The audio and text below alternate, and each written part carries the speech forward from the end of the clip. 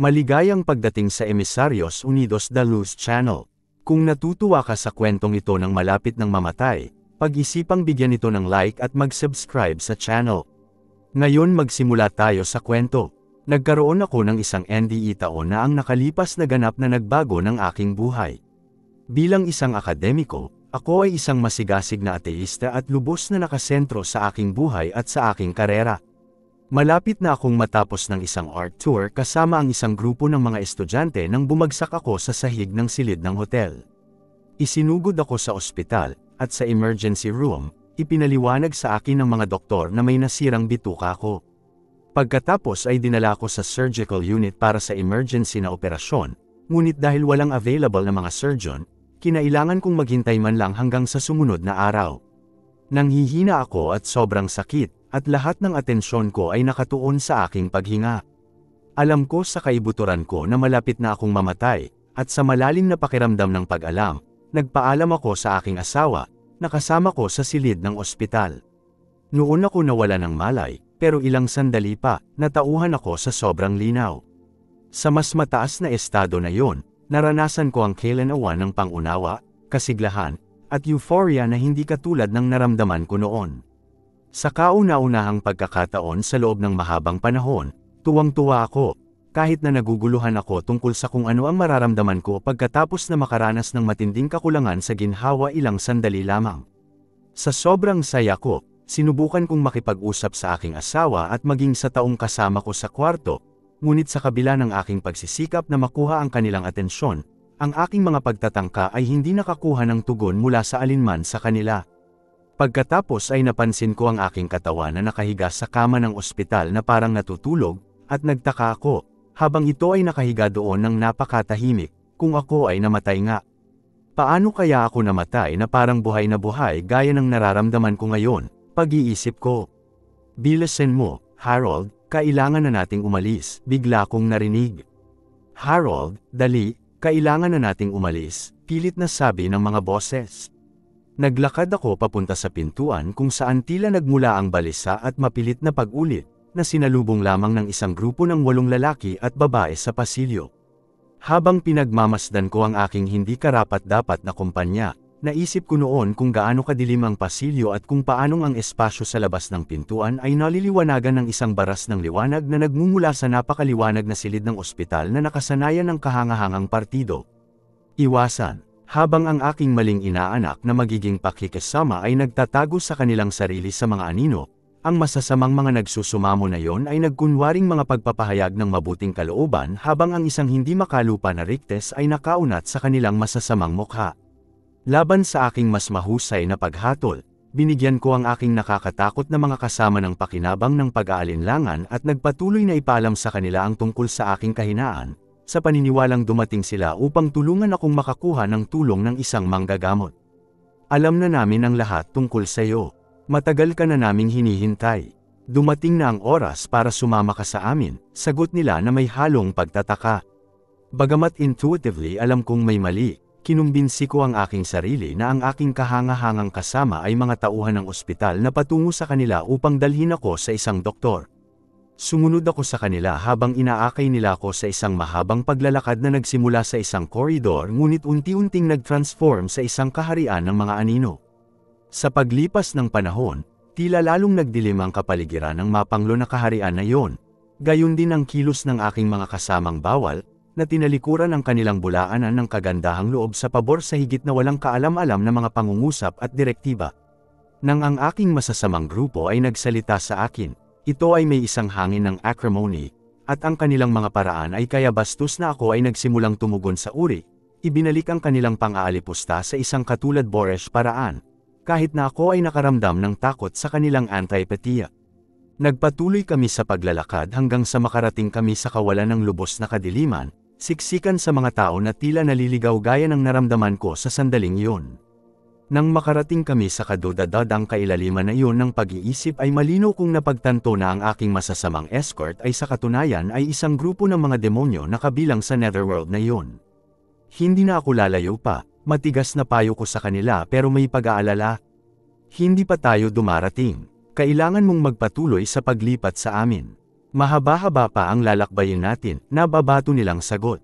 Sa paghihinala na ang aming destinasyon ay malamang na ang mismong mga pintuan ng impyerno, binagalan ko ang aking lakad patungo sa isang napakasakit na dodol upang ipaalam sa aking mga kitakot-takot na kasamahan na hindi ako susunod sa kanila, kahit na hindi kusang loob.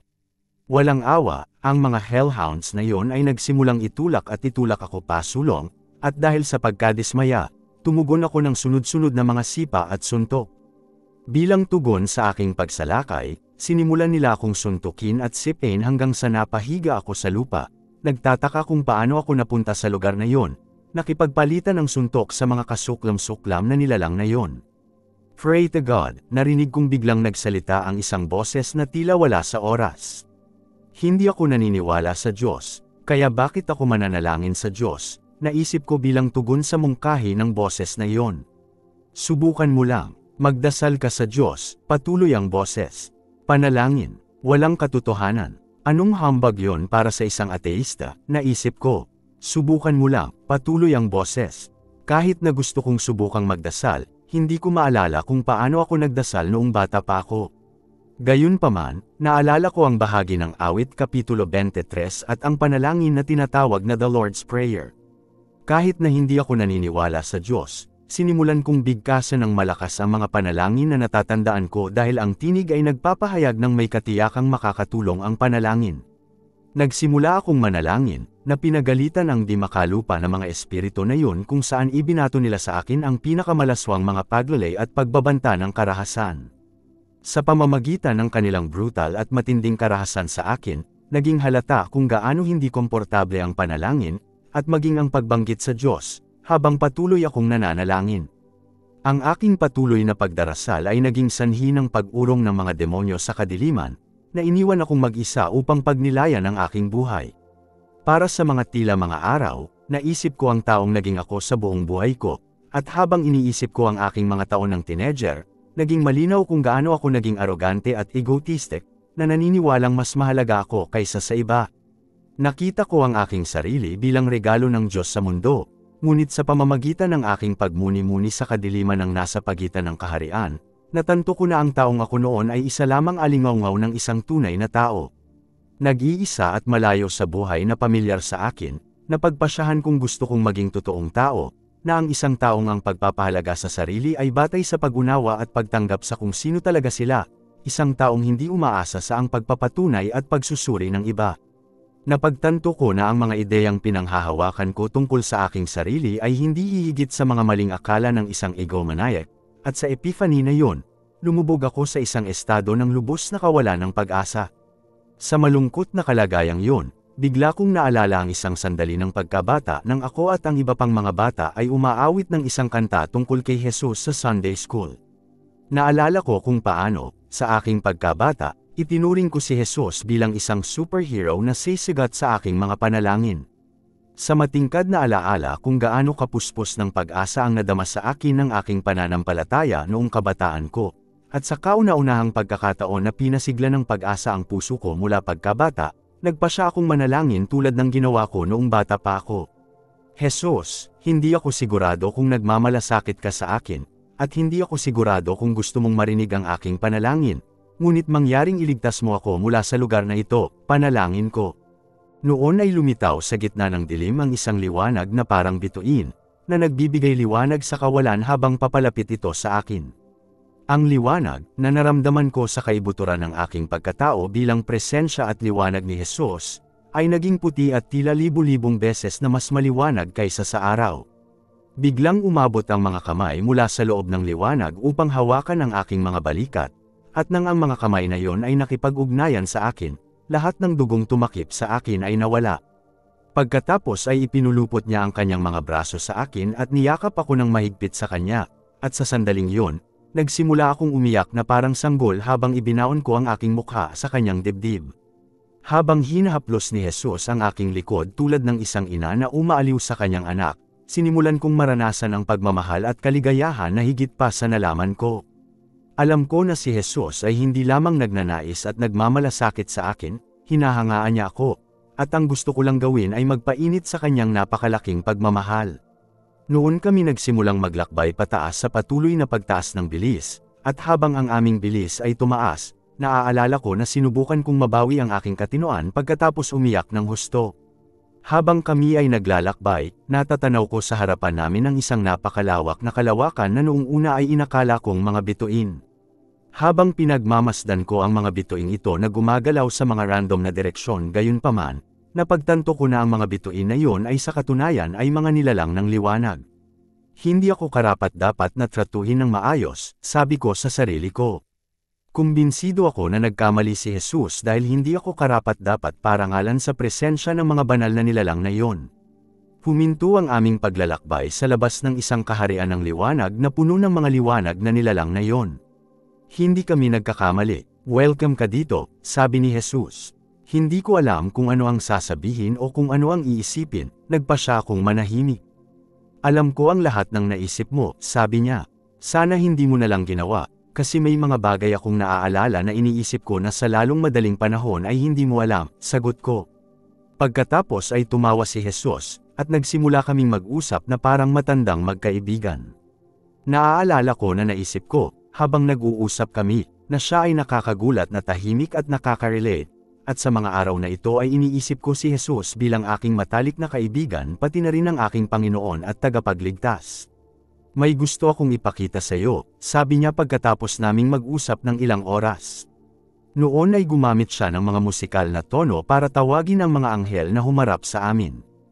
Iniulat ng mga anghel ang iyong buhay, at gusto nilang ipakita ito sa iyo, paliwanag niya. Pagkatapos ay binigyan ako ng mga anghel ng pagsusuri sa buhay, kung saan ipinakita sa akin ang aking buhay mula pagkabata hanggang sa kasalukuyan. Sa panahon ng pagsusuri sa buhay, napansin ko kung paano lumaki ang aking kalungkutan nang lumipat ako mula pagkabata hanggang sa pagdadalaga at hanggang sa pagtanda. Napagtanto ko kung paano ako naging mas makasarili at kung gaano kasakit ang idinulot ng aking mga makasariling desisyon sa aking mga magulang at kaibigan. Gusto ng mga tao sa buhay ko na ipakita sa akin kung paano maging mabait at mapagmahal, ngunit itinuring ko ang pagpapakita ng pagmamahal at pakikiramay bilang mga palatandaan ng kahinaan. Hinangad kong maging pinakakakilakilabot na oso sa kakahuyan, sa paniniwalang ang isang tunay na lalaki ay dapat na nananakot at pumukaw ng takot sa iba. Gayunpaman, sa kaibuturan ko, alam ko na ang paraan ng pamumuhay ko ay sinisira ang pinakamaganda at mahiwagang bahagi ko at ang aking relasyon kay Jesus at sa makalangit na hukbo.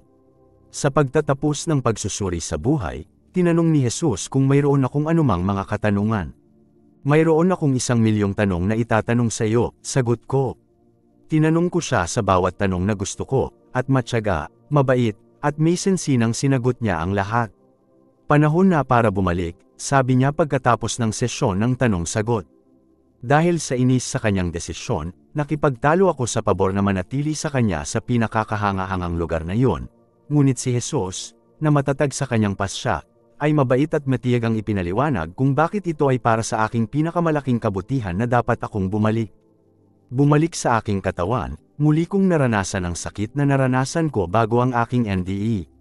Gayunpaman, kaagad pagkatapos ng aking pagbabalik, isang nurse ang pumasok sa silid upang ipaalam sa akin na sa wakas ay dumating na ang siruhano. Naaalala ko na nagising ako ng 10:00 ng umaga mula sa operasyong ginawa ng siruhano noong nakaraang gabi. Ang NDE na yon ang pinakamahalagang kaganapan sa aking buhay, at alam ko na ang aking buhay mula noon ay hindi na magiging tulad ng dati.